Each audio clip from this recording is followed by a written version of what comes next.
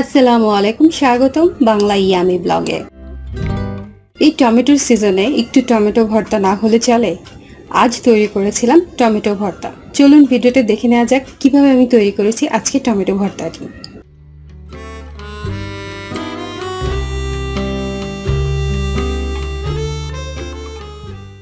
প্রথমে আমি কিছু টমেটো নিয়েছি। টমেটোগুলো খুব ভালোভাবে ধুয়ে নিয়েছি এবং প্রতিটা টমেটোর মাথা একটু কেটে দিয়েছি, যাতে পরবর্তীতে খোসা ছাড়াতে আমার কোনো অসুবিধা না হয়।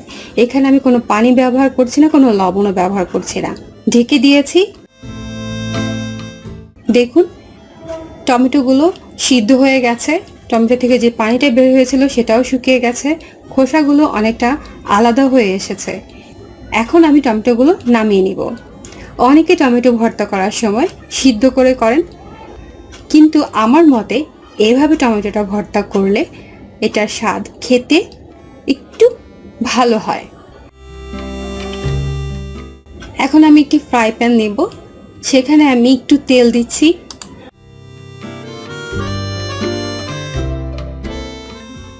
তেলটা গরম হয়ে গেলে এখানে আমি কিছু শুকনো মরিচ ভেজে নিব।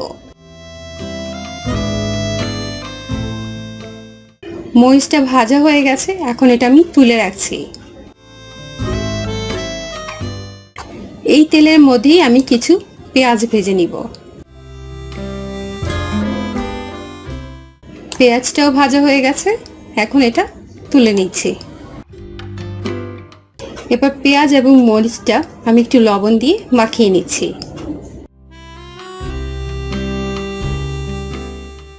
এবার খোসা ছাড়িয়ে নেওয়া টমেটোগুলো এর মধ্যে দিয়ে দিচ্ছি। এবার সব কিছু একসাথে ভালো করে মাখিয়ে নেব।